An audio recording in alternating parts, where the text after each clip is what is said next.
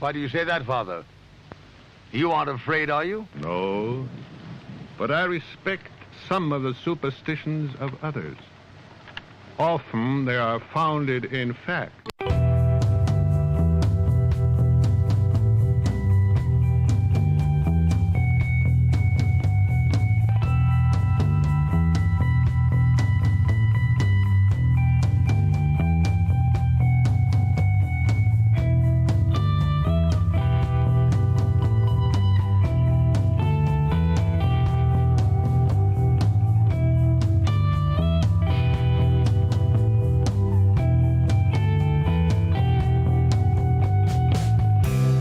Broadcasting live from our Sanctum Sanctorum in Venice, California. This is the Sixth Sense Society. I'm your host, Krista, here with our producer, Michael. And today, for our 100th episode, we have back on the show renowned occultist Lon Milo DuQuette. He is very beloved in the metaphysical and magical world, known for his humor and wit, and has written numerous books in the Western mystery tradition. So we're really excited to have him back again. Today, we're going to be talking about one of our favorite topics, which is connected to reincarnation. And we're going to be looking at it from his point of view, as well as getting a sneak preview of a magical ritual that he will be doing on Zoom the evening after this show. So he's going to talk about it overall and a little bit about the ritual, and then maybe a couple questions here and there. So stay tuned. But first, Michael has some announcements. Hi, everybody, and welcome. And this is our 100th episode, so it's a milestone. So we're excited to be here, and we're excited to have Lon as our 100th guest. So that's totally cool. We have some really great shows still coming up this month. We have next week our good friend Dan Moore, and he'll be discussing Hermetic Kabbalah, which was a huge influence on Crowley and all of the different occult movements and Western mystery movements of the 1800s and before, and even to this day. And of course, the tarot, which Krista and I are heavily invested in as well. We have Jim McGrath coming back for our last guest of the year, and he's going to be talking about religious tolerance, and it's an important subject, and so that's going to be a lot of fun too. And speaking of Jim, he just lost his mom, who was 101. So our sympathies go out to Jim, and we wish him and Yvonne well. They're wonderful people, and our hearts go out to them for sure. So get all the information on our website, sixthsensesociety.com, SIXTH, all spelled out. While you're there, you can buy us a coffee on Ko-Fi if you feel so inclined. It helps us a little bit with our production cost, which is kind of nice, and it certainly makes us feel appreciated. And thank you to all of those who have contributed a little bit. We appreciate it. And if you can't afford to contribute, we love you anyway, so it's not required. We are doing this as a passion project, and we really love doing the show. And also, you can sign up for our newsletter, which comes out quarterly, and some links to our favorite episodes and things like that. Get all the information on our guests. You can also get contact information for all our guests. So without further ado, I'm going to kick it back to Krista and Lon, and take it away, guys. Great. Thanks so much, Michael, and welcome, Lon. It's great to have you back. It's great to be back. Thanks for thinking of me. As always. And before we get started, I wanted to congratulate you and your wife for your 53rd wedding anniversary yesterday, correct? Correct. That's amazing. So it is amazing. And beautiful. Yes, it is. We had a lovely day too. We didn't do very much, but at our age, even that can be pleasant. Absolutely. I just think it's very sweet. So I wanted to say something about that. So I thought it might be interesting for the audience to introduce the topic a little bit first, with you talking about how you first got interested in the concept of reincarnation in general. Well, I always sort of in the back of my mind growing up, sort of accepted it as just a fact of life.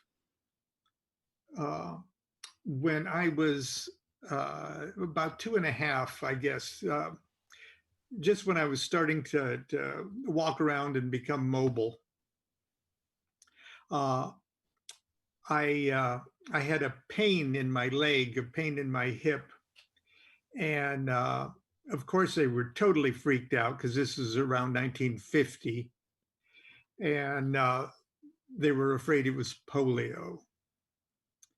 And so they were very conscious of things like that. So they took me to the doctor. And thank goodness it wasn't polio, but it was a pretty serious condition, a bone condition called Perthes, and named after the doctor that diagnosed it. And Perthes disease is something that they could identify, but there was absolutely no treatment for it other than complete immobilization in hopes that the patient would just outgrow the situation. And that was the only treatment. And so just when I was starting to walk, become mobile, I was put back into the crib and flat on my back. I wasn't, in a cast or anything, but I was immobilized, and I was allowed to blissfully drift in and out of consciousness 24 hours a day for a long time, over a year like that. And so it wasn't that I would sleep 8 hours and then be up for the rest of the time. I'd be asleep for 20 minutes and awake for 20 minutes or an hour, and then asleep and awake 24 day and night and day and night and day and night like that. And my infantile thought processes were allowed to sort of crystallize in my brain, because usually when a child starts to walk and learn language, the parts of the brain that are responsible for that mobility and that language processing sort of take over, and the child loses the nonverbal thought processes that they had as infants. But I was allowed to keep those. And so if you can imagine being able to keep and register and file away memories that you had before you actually had mastery of a language to translate those images. So in other words, I remember my baby thoughts. Wow. And my baby thoughts included vignettes of me doing stuff as an adult. And this was 1950. And so I have never gone to a movie. We didn't have a television. I didn't listen to radio dramas. And of course, I didn't read. I had nothing to trigger these memories except what was coming out of my own memory banks. And among other things, there was me as an adult male, in a trench, in a dirt trench with other men in dressed alike with little flat helmets, and fireworks or explosions going on over our head. And I could vividly remember the sound of dirt clods falling on my metal helmet. And I wasn't particularly scared. These memories didn't scare me as if they belonged to a reality that I was no longer attached to. And I had another memory, which seemed to be me as the same person, driving a beautiful little roadster, which I would later sort of identify as late 20s, early 30s automobile, and driving down what I would later be able to identify as the Pacific Coast Highway from Santa Monica to Ensenada, Mexico. And I remember the building, the hotel, the palatial hotel that was my destination in Ensenada, and that I was there to meet a woman. And I didn't know what I was going to do there, but I knew it was going to be something very, very pleasant. My little baby body wasn't sure what I was going to do, but I was very hot to meet this woman. And so that always occurred to me that and it wasn't like I was somebody else, it was me. And the only frustration involved in the whole thing was I was stuck in this baby body. I just couldn't wait to grow up to be myself. And so all my life, I realized that I've been a center of consciousness in many forms, at least those two in particular. But there were others. There were other forms too. And so when I was in high school, or excuse me, college, one of my friends, school chums, his father was a very famous stage hypnotist. And they did past life regressions. And I said, oh boy, hypnotize me. Come on, you guys, do it. And so they hypnotized me. I didn't feel like I was hypnotized or anything, it's just they were very good at it, or he was very good at it. And it just seemed like, oh, well, this is creative imagination. Whoa, what's going on here? And it was, I had a memory of me being a young man, and this time it was a different incarnation. And I was attempting to tightrope walk. Oh, that's great. And I remember having a pole in my hand, and that I was doing pretty good there for a while. And then all of a sudden I just slipped, and suddenly I was out. I mean, I was just off. No big fear, no. That was it. Later on, years and years and years later, when I got into magic and mysticism and things like that, we had a lodge of OTO, we still do. And we started out a Monday night magic class, which is sort of an obligatory thing to do when you have a lodge of OTO. And we started to get into Enochian magic, the Enochian magic of Dr. John Dee, the Elizabethan magus. And it's a visionary type magic. You do it to induce visions, but they're visions of very specific, narrow levels of consciousness. So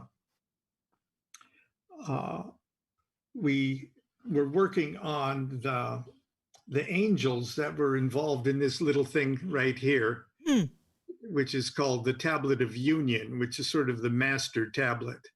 This little tablet is controls of 4 seemingly larger tablets. Oh. Of the elements that look like this. So how many are there in that one? So there's 20 of them in here. Okay. Okay. 16 of them rule these subquadrants of 4 tablets. This happens to be the water tablet, because you can see it's primarily blue. It's blue, right? So it's a water tablet, and this would be fire of water, and earth of water, air of water, and water of water. Okay, just like the tarot trumps or the tarot court cards. And each one of those squares is an angel. Okay, so this is the master one. Okay, and so those are the 16. Okay, but the rulers are right here On the top. on the, yeah, Of the running along this left-hand side. So that one square, these other 4 live inside that one square. Okay. Okay. And we started working with this because it was a very, hello, dear. Thank you. Thank you. This is what we call a puppy. We put it in the microwave and it keeps us warm. Okay. Little comforts of life. 53 years. Okay. So anyway, so there's ways using the angelic language to activate each one of these angels and explore its level of consciousness. Okay. And when we started working on this archangel of archangels, we found that it knew most everything about everything. Okay, because it's 3/4 spirit and then 1/4 equal amounts of fire, water, air, and earth. So it is almost the classic spirit guide, okay, because it is almost omniscient. It knows everything about everything. And once we made contact with that one, there wasn't anything we couldn't ask it. And it had a mind-blowing answer to everything. We immediately started to do class 2 nights a week for the next 3 years. And finally, when we ran out of things to ask it, because we're stupid, one night I said, okay, EHNB is its name. That's how you spell its name. I said Ahenba, which is how we told us to pronounce it. Oh, and this comes in vision. Okay, the answers come in vision. It doesn't pop in the room or in a crystal ball or anything else. It's internal. It comes in a vision, and different people in class would serve as the scryer from time to time. And we had one particular scryer who was particularly talented. And I asked, do you understand what we perceive as the sequential string of incarnations? Do you understand how we view reincarnation? And the answer was, yes, I understand how you view it. It's really not much, it's not quite the way you think it is, but yes, I understand how you think it is. And I said, okay, show me one of my lives, show me how I died.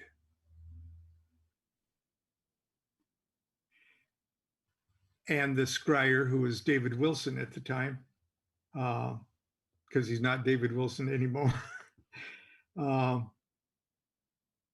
said, "All right, I see a young man. You're on a roof with some friends, and I see what looks like telegraph wires or telephone wires. So this must be at least the late 1800s. It looks like we're in a Middle Eastern city or small town with a series of flat roofs and white flat buildings. I think it's probably the Middle East somewhere. And you and your friends are laughing, and they're teasing you, and you're giggling. And it appears that they're urging you to do something. And there is a wire that stretches from the rooftop that you're on to the rooftop across the street. Electrical wire, telephone wire, I don't know. There's a wire. And it looks like you're picking up a length of pipe, and you're holding it, and you're acting like a tightrope walker, and it looks like your friends are urging you onto the wire. Wow. And you take a step, and well, that's it.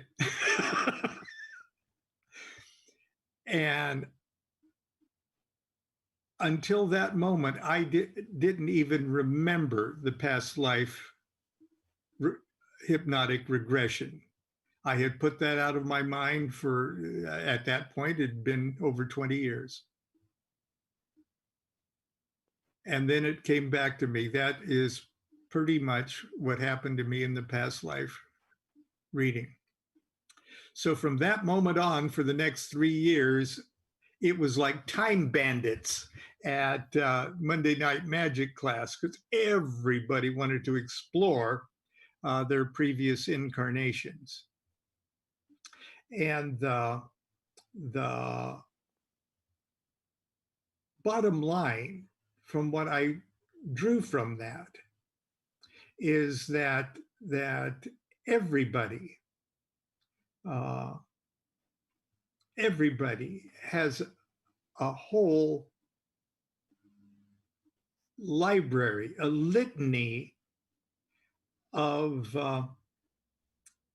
things that we seem to be born with, that we have no other explanation for except their reactions to events and circumstances and behaviors we've inherited from ourselves from previous incarnations. And then as consciousness expands, we realize that time as we think of it does not exist. That time, and now every time a quantum physicist opens his mouth on PBS, this is reinforced. Time as we think of it, past, present, and future, exists only along a very narrow band of consciousness and reality. So in a sense, there is no past. And in a sense, there is no future. There's only a very intense super now. Okay, and we're just peering through a very thin slit in a Venetian blind of this super now. And that what we might perceive as a previous incarnation is actually something that is still taking place simultaneously with our nowness. And the idea that if we profoundly change our now, we're changing the conditions of our past and obviously changing the conditions of our future. So I've thought of that myself, and I'm interested in your thoughts about how is it that in this moment of time I am particularly focused on this one life, and is time travel really then just a shift of focus so that you can literally pop back into a life and you're actually focused in that full moment in that life? That's one thing I'm sort of interested as is that possible? Based on what you're saying, it sounds like it could be possible.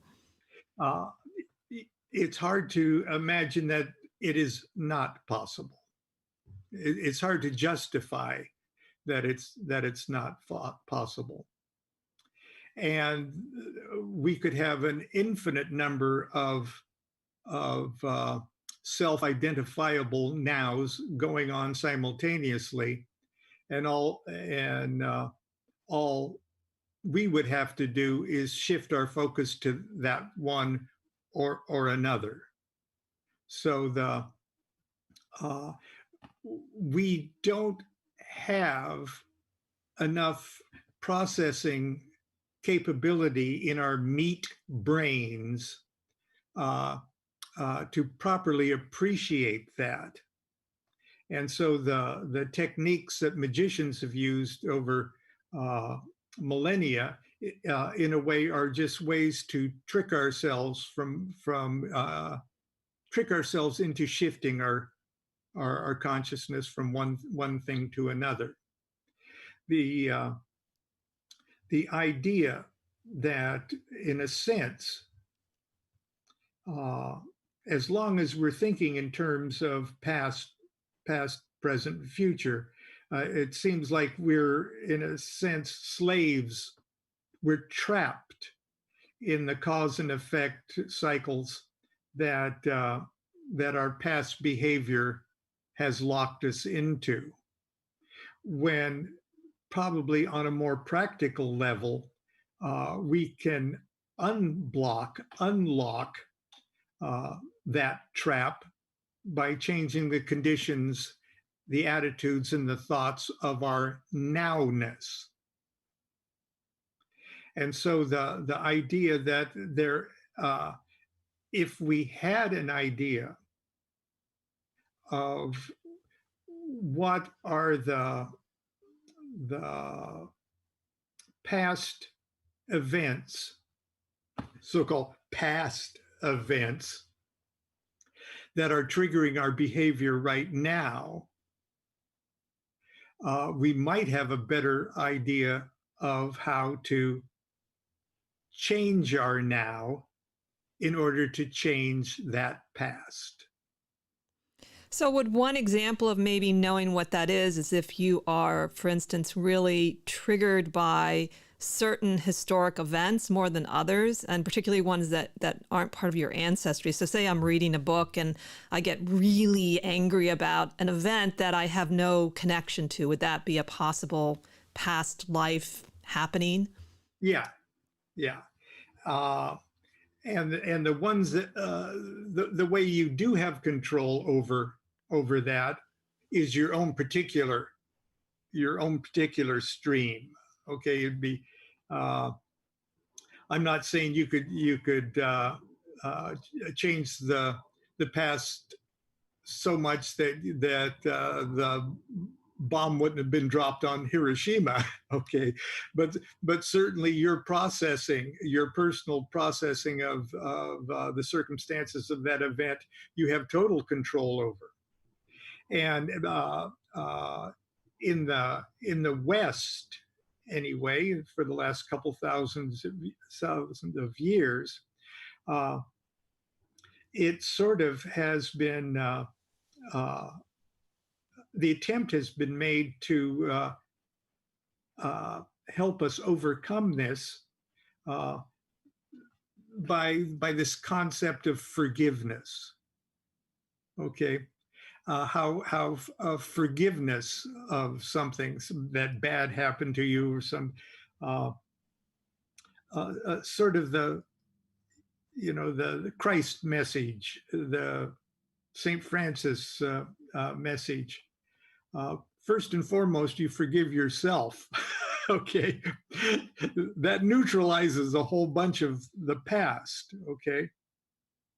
But it's sort of a really crude way to go about it, but it's a shotgun effect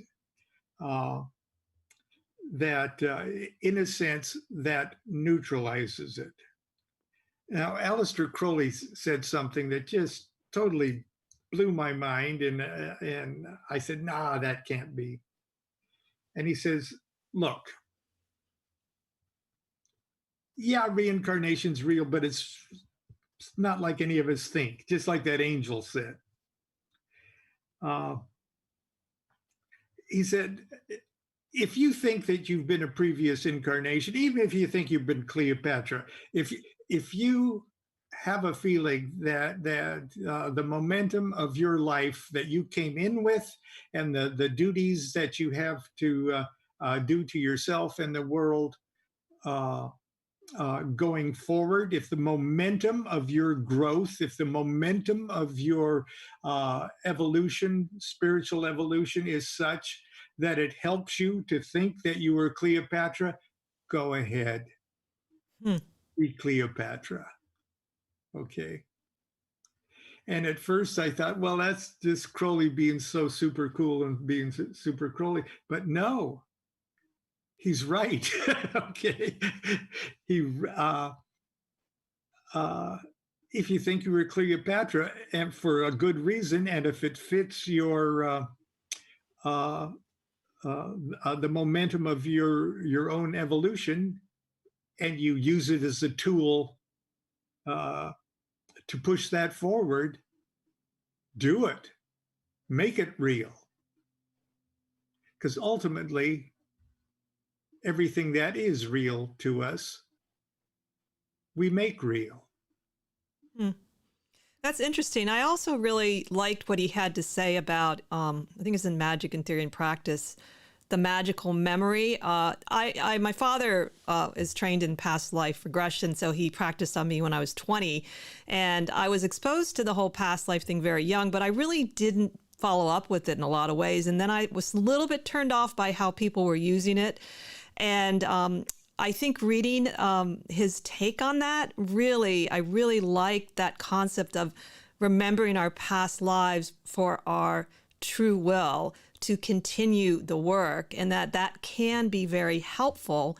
And especially, I would say, anyone that feels a little confused about their current will, like, am I really doing my true will in this life, or is it my ego or someone else wanted me to do this? So what do you think about that? Well, you hit the nail on the head. Okay.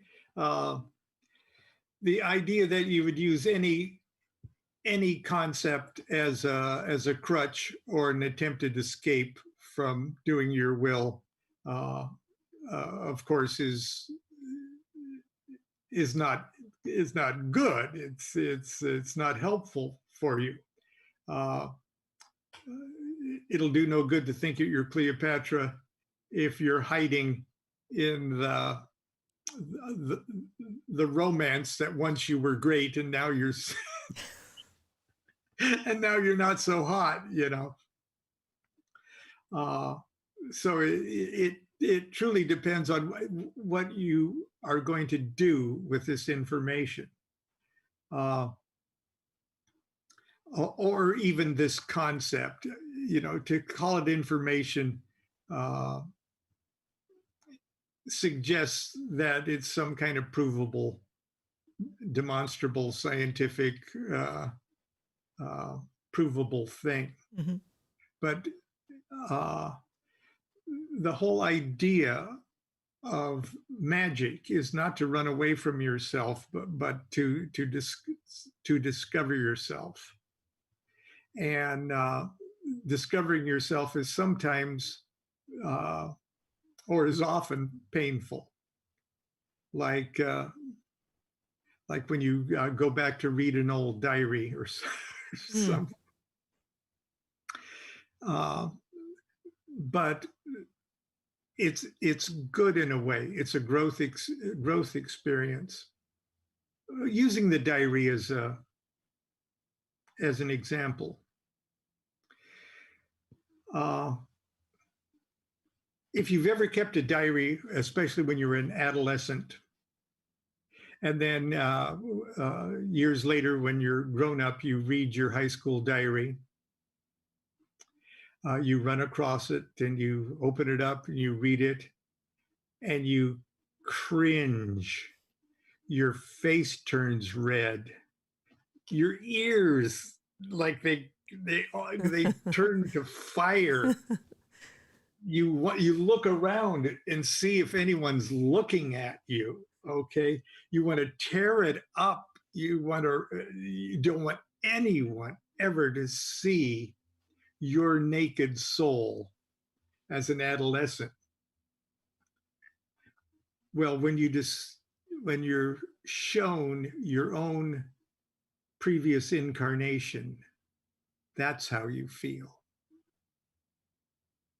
So if you were Cleopatra and you get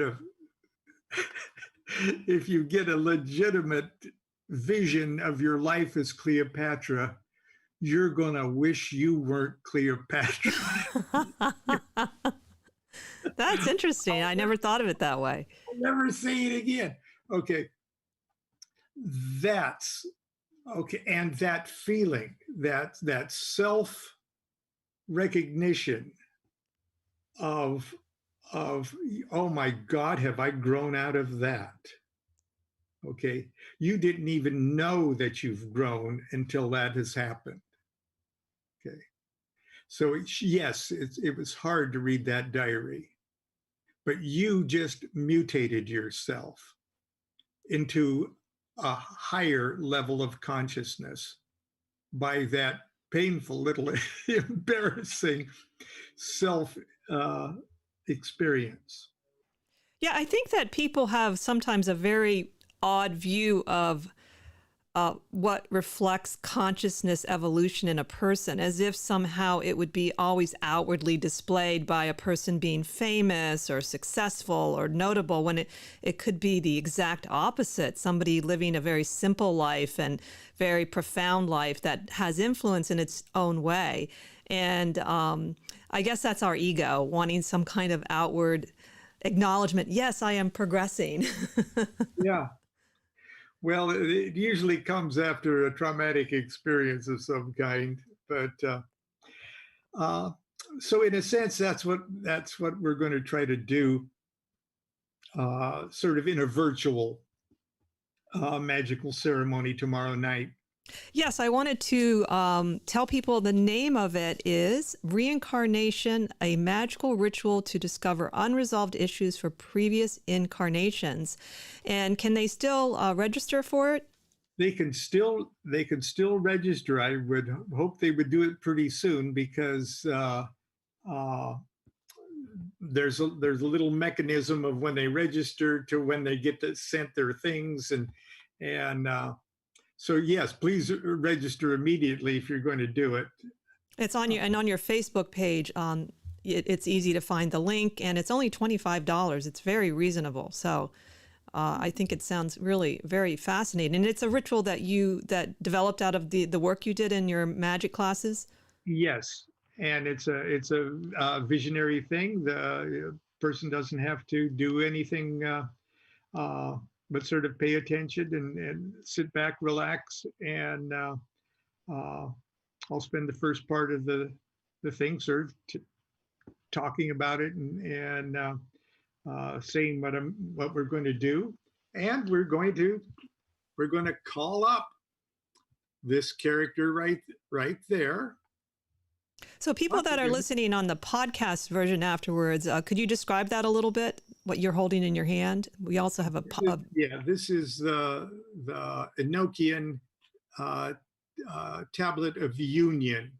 It's sort of the master tablet of the elemental branch of Enochian magic.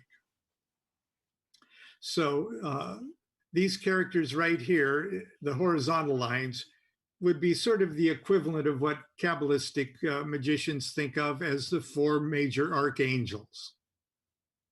And the first column there is the first letter of the names of all of those angels together. And so he forms a single angel, or it forms a single angel, who is the archangel of archangels. Okay. Believe it or not, the bigger the angelic intelligence is, the easier it is to call them. Oh. Okay. It's the little guys that are a pain in the ass. Why is that? Because they have so many bosses that you have to clear it with first. Oh. Okay. It's like you just, a civilian can't just go into an army base and order a private around. Sorry, the private is responsible to the corporal's responsible to the sergeant's responsible to the captain's responsible to the lieutenant, or however it goes, and eventually it's the general.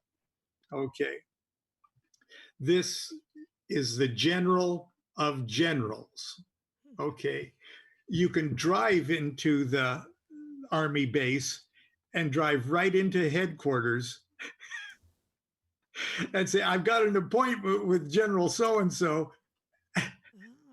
And you can go to the general and you can say, could you get one of the privates to wash my Jeep? And he says, okay, I'll call the colonel, who will call the captain, who will call the lieutenant, who will call okay. So it's a pain in the ass to call the little guy. But the big archangels, all you have to do is face east, and everything that goes from north to south is east, and that's Raphael. You don't have to call him. He's already there. Okay. He's so big, he's already there. And that's how the big guys are too. So, and are they easy to recognize, or I know the spirit world can be very trickster oriented. Are there some ways that you would recommend people can use, even just regular people, if they're working with the spiritual archangels, to recognize that they are what they appear to be? Well, the way to sort of clear the area of the riffraff, the spiritual riffraff, is to properly invoke at the very beginning. Okay, your invocation plugs you directly into the source, and the riffraff really don't want to hang around someone or something that's radiating the source. Okay, so the even undue fear that you're going to get the riffraff instead of God, okay, guarantees you that you get the riffraff. Okay, so the idea that a good proper invocation to a magical ceremony, that's why it's always the first prerequisite. But in the Enochian system, the call itself is a certain equivalent to a proper invocation, banishing, consecration, and purification. The call itself does all of that for you, in the same way that in Eastern mysticism or a Hindu magical ceremony, the mantra would be such that it contains enough sacred vibratory essence to be a proper banishing, consecration, invocation, and everything. So for as much as people that don't understand Enochian magic will say, oh, I don't know, it's complex and dangerous. No, it's the most it's the most disarmingly simple and safe magical practice that that I've ever encountered, and it almost doesn't let you screw up. The worst reaction to Enochian workings that I've ever encountered in years of group and private workings is that nothing happens. That's really interesting. Well, I mean, there's a lot of I don't know, conversation or thought that you read here and there about the occult in general is a very dangerous place and how mysticism is not. And I have to tell you from my teachers in the Tibetan tantric tradition, if you do certain practices that you're not ready for, you can have physiological damage. And the idea that mysticism, oh, it's easier, safer, well, it's just like anything else. It depends on your foundation and your training. And I don't know, there's nothing that's safe. I mean, isn't that the point? No, it's absolutely true. If you're bound and determined to hurt yourself, you're going to hurt yourself with a screwdriver, you know? Exactly. So one of the things that I noticed on your Facebook page in preparation for the Zoom ritual, you had sort of 5 questions, and I was particularly intrigued by the 5th one, where if you had ever experienced unexplained feelings of embarrassment or secret shame, to note that because that can be connected to a past life that needs healing. And I'd never quite heard anything so specific about shame that you don't know where it's coming from. We all talk about guilt. In astrology, interesting enough, issues of shame come from problems with Jupiter, the planet Jupiter, according to at least Aaron Sullivan, who I really like. So why is that sort of a place to start with in remembering a past life?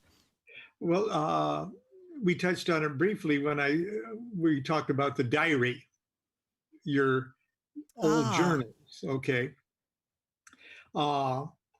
There are things that you run across that not only are you embarrassed, but you're actually ashamed of, especially when you've run across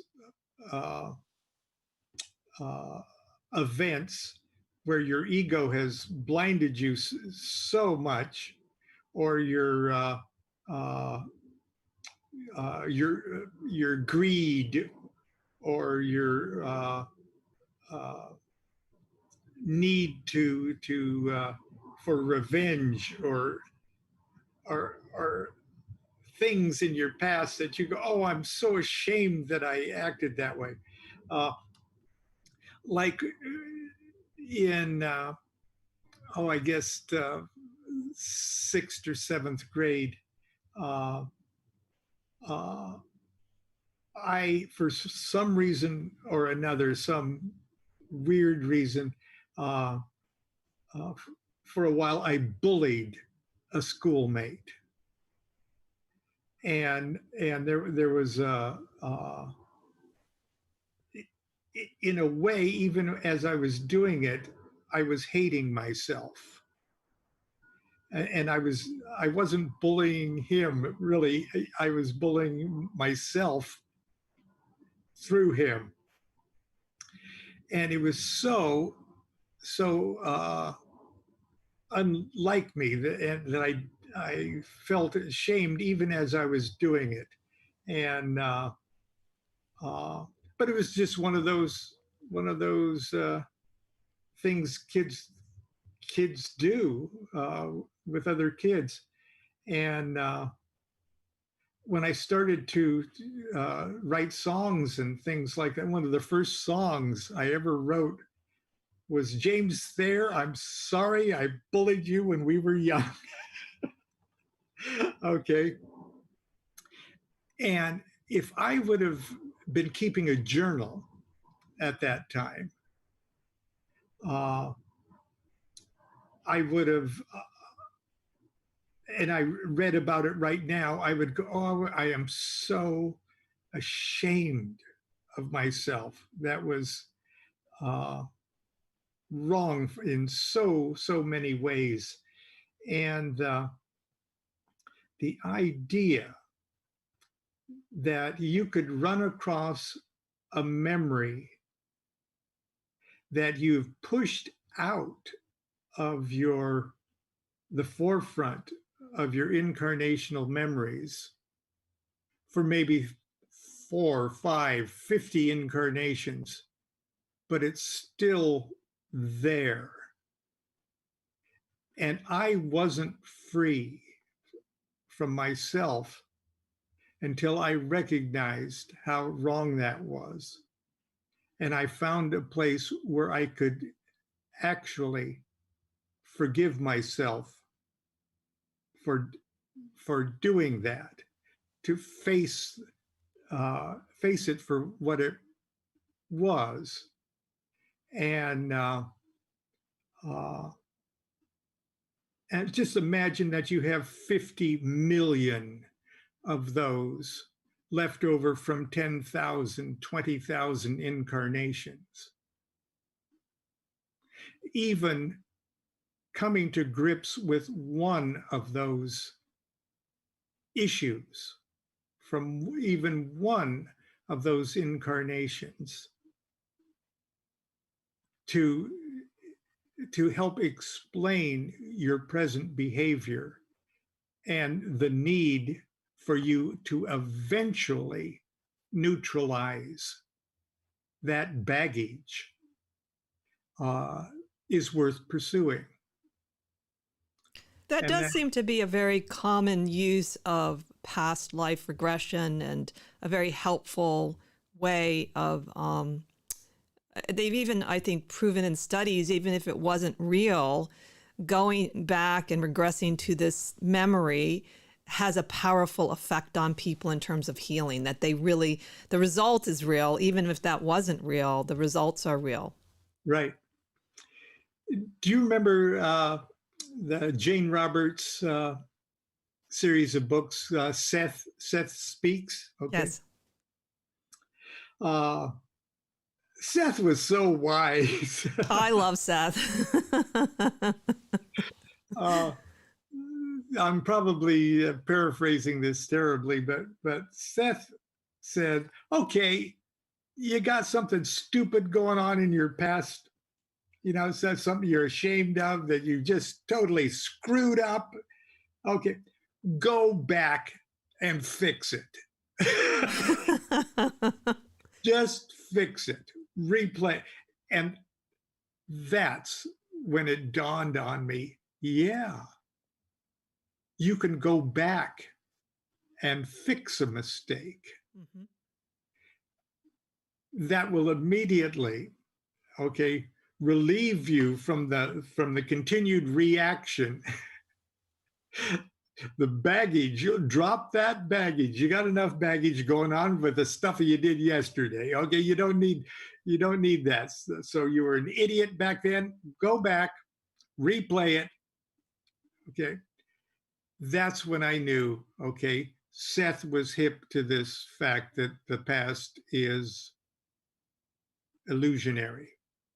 And the only thing that's holding that past together is your reluctance to change your nowness.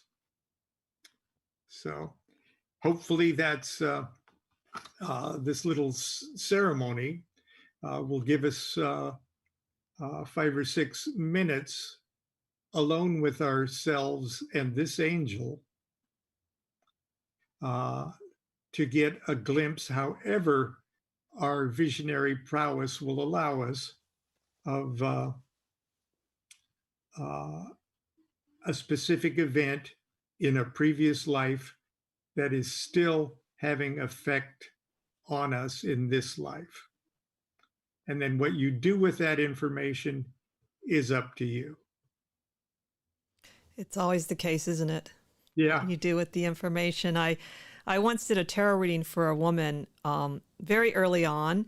And, you know, you don't always get to see what people do with their readings, but she came back and she literally changed her life with one reading. I was so impressed.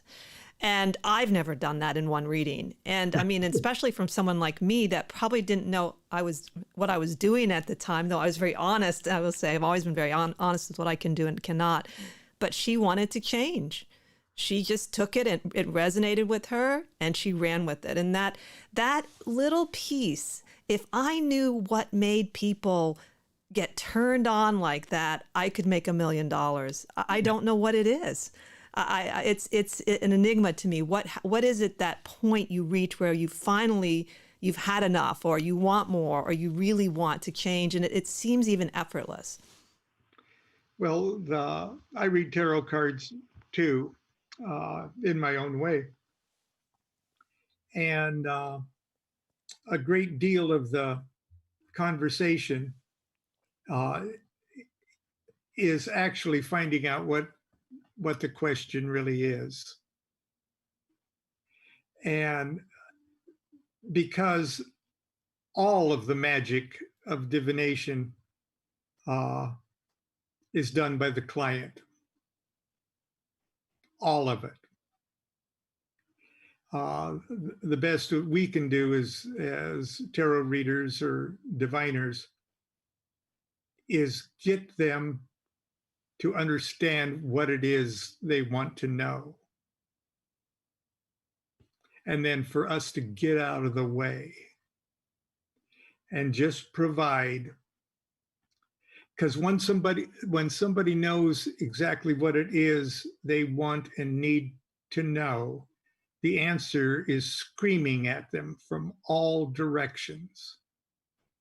They could get it off of a ketchup bottle. Mm-hmm. I agree. And the best you could do, I don't know how many times I'll do 2 or 3 small tarot readings with them just to get at what it is they want to know, what they really want to know. And once they've got it, that next card you pull will give them the answer no matter what card it is, okay? Very often it's a mind-blowing card, but if they're ready for the answer is screaming at them from all directions. And the same thing with the vision magic. We can argue over the objective reality or the subjective reality of these angels or these angelic intelligences of the Enochian system, or the spirit intelligences of the Kabbalistic systems. We can argue forever. We'll never get that resolved, because in a sense, there is no outside of ourselves. It's all subjective. Mm-hmm. We go out and look at the night sky. That's subjective.